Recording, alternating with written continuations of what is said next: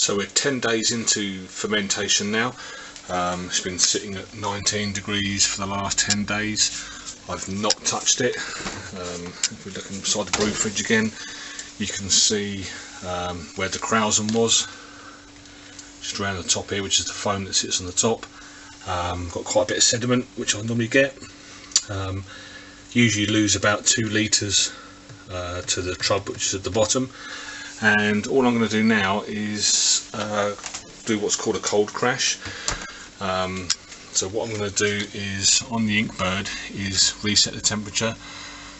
So at the moment we're set at 19 degrees, that's this one here, and this is what it's reading at the moment, so it's 19.3 in there. You can see where I opened the door, it's just shot up a little bit. So all you do on the Inkbird is press and hold the set button for 3 seconds, and then use the down arrow in this case, and I'm going to get this right the way down to probably about, if I set this about 2 degrees I think. You want to get as cold as you can really without freezing it. My fridge for some reason will keep going down to about 2 degrees. Some fridges I know that you have to bypass the thermostat. Once you've done that, just press and hold the set button again, and away it goes. So now you can see it's cycled onto cooling, so now the fridge is turning on, and it's going to work quite hard to get that down to 2 degrees. Normally takes around about 12 hours for this to get down to that temperature, and then once it's down it will just hold it there steady, and then we can look at it in a few days time. I'll probably cold crash this for about 3 days, maybe 4 days. That'll then give us our 2 weeks in the fermenter, and we'll have another look at it then.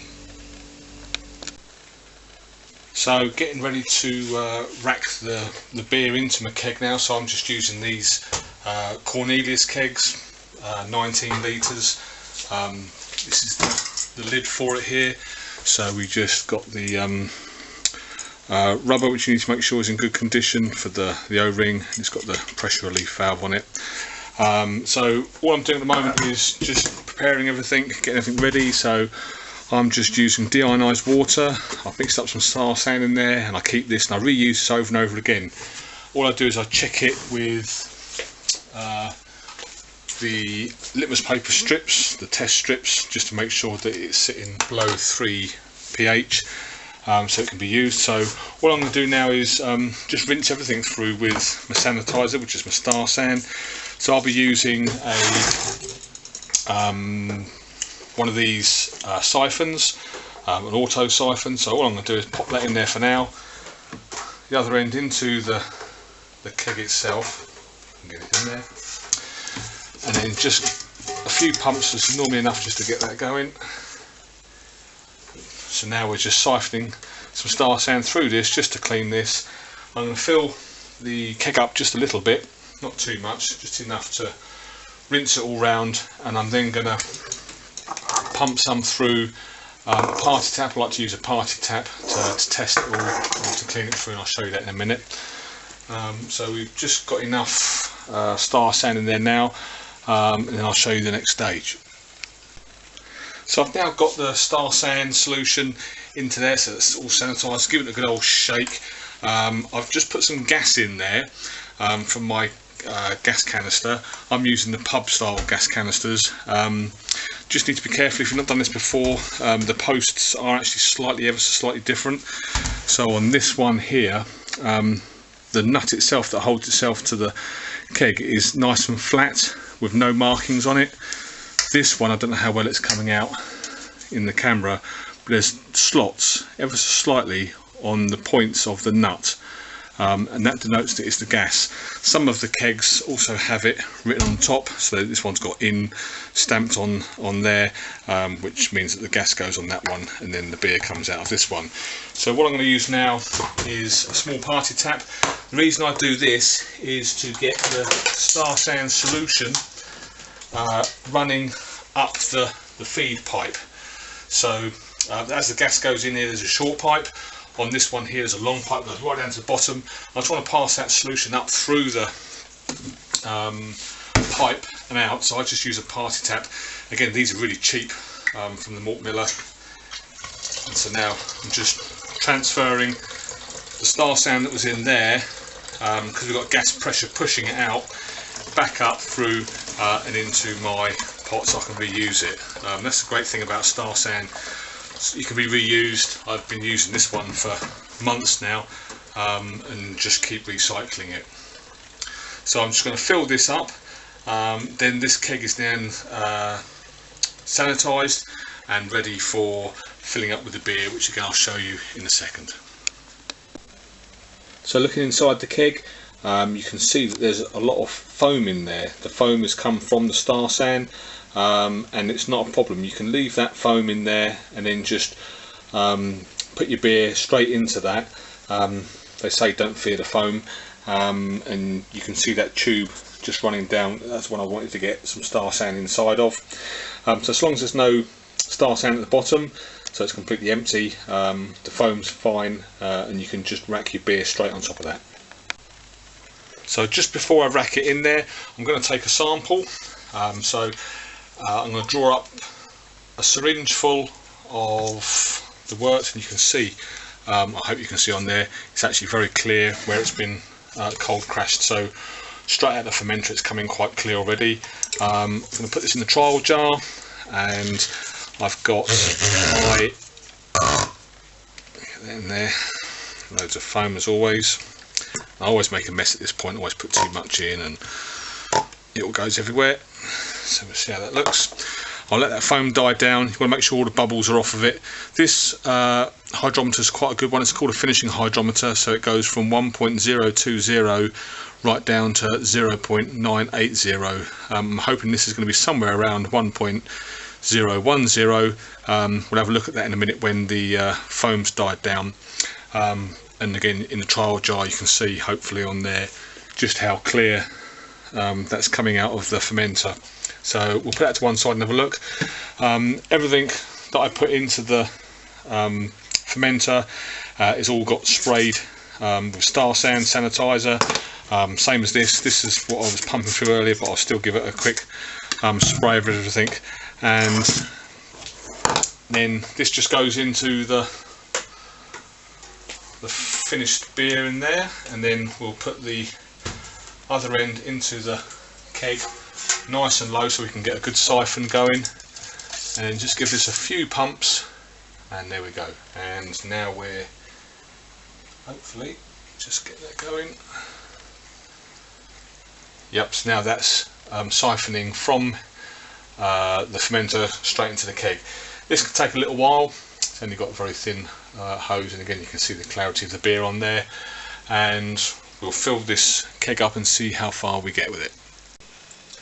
So the beer's in the keg, the cap's on it obviously. I've attached the gas from the cylinder. I get these pub cylinders through the valve and then straight into the top of the gas in on the keg. I've turned the gas on here, so I can now use the valve to see about charging this up. Now I like to get mine up to around about 30 psi, which is about there, just over 2 bar, and I'll then shut that off for a bit, and then I'll just leave that for about 15 minutes, half an hour, come back and have another look.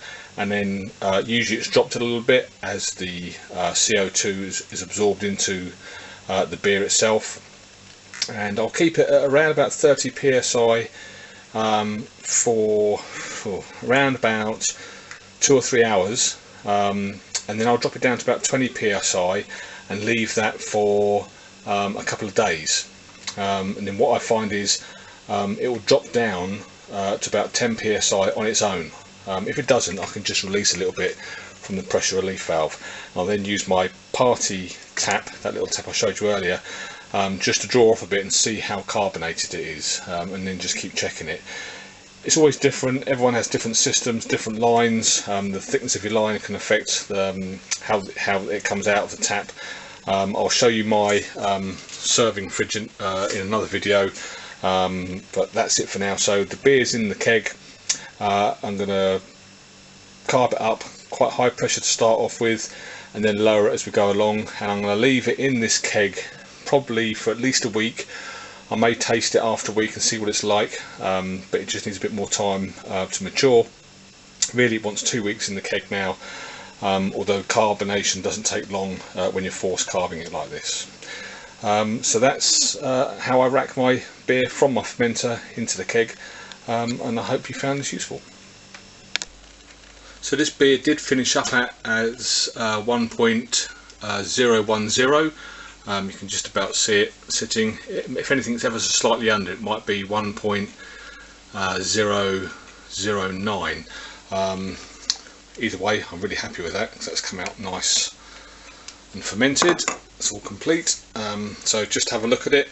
Let's tip this into a glass just so we can see what it looks like when it comes out of the fermenter. So this one here, it's actually come out really quite clear, and that's straight out of the fermenter. So another couple of weeks in the keg and it's going to clear even better, even more.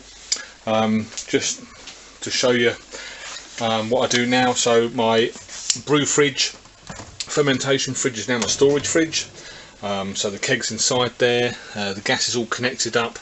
There's my gas bottle next to it. It's set at 30 psi, and I'll leave that on. What I do is I always turn this off whilst I'm got this set at 30. The reason I do that is just in case there's a leak in the system somewhere. I don't want to empty out my gas cylinder without realising it. So I always turn this off, let this drop down and then recharge it. And I've adjusted the temperature of the fridge now, so I've got that set at 10 degrees. It's currently at 14.4, so that will come down now. It's just where I've had the fridge door open because it's a warm September day, and I'll let that sit at 10 degrees, and that's my serving temperature as well. So that's hopefully helped someone who's not really used to doing this or wants to look at doing kegs, and you can see pretty much how straightforward it is. I will do another video showing this manifold and my fridge that I use for serving with, but I'll do that in a separate video, and I hope that helped.